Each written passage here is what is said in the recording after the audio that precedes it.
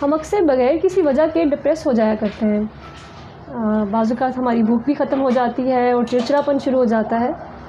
मैंने अक्सर महसूस किया कि मेरा जब ऐसा मूड होता है ना, तो इसका ताल्लुक़ मौसम से और रोशनियों से होता है।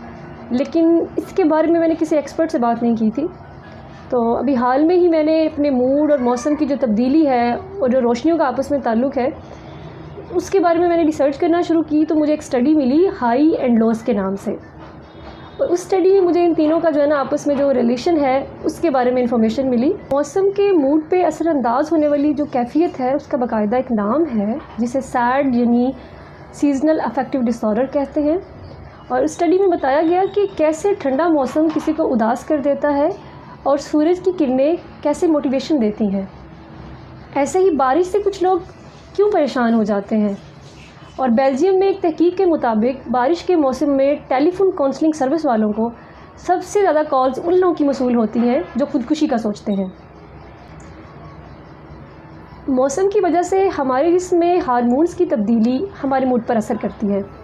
जैसे हमारे दिमाग में मौजूद पाइनल ग्लैंड एक मेलेटोनिन नामी हार्मोन खारिज करता है।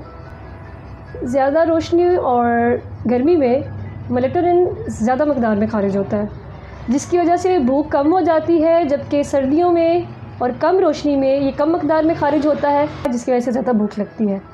और फरवरी और मार्च में हमारी भूख ज़्यादा बढ़ जाती है। इसी वजह से वज़न भी सर्दियों में ज़्यादा जल्दी बढ़ता है। इसी तरह जब आंधी चलती है, तूफ़ान आता है या गरज चमक होने लगती है, जिसकी वजह से हवा थोड़ी सी पॉजिटिव चार्ज हो जाती है, जबकि बिजली कड़कती है, जिसकी वजह से इलेक्ट्रिक फील्ड शिद्दत इख्तियार कर जाती है, क्योंकि ये मस्बत चार्ज हमारे जिस्म में पाए जाने वाले केमिकल सेरोटोनिन की मकदार बढ़ा देता है। और सेरोटोनिन हमारे नर्वस सिस्टम को पैगाम पहुंचाने का काम करता है, और इसकी वजह से लोग बहुत चिड़चिड़े, गुस्सीले और एक्टिव हो जाते हैं। जनूबी फ्रांस और जनूबी जर्मनी में तूफ़ानी हवाओं की वजह से सेरोटोनिन बढ़ने की वजह रोड एक्सीडेंट की तादाद में इजाफा देखा गया था। बरतानिया में हर साल 4 लाख से ज़्यादा आयोनाइज़र बिकते हैं, जो कि हवा में मनफी आयन्स की तादाद को बढ़ाते हैं, जिसकी वजह से लोगों का मूड बेहतर हो जाता है।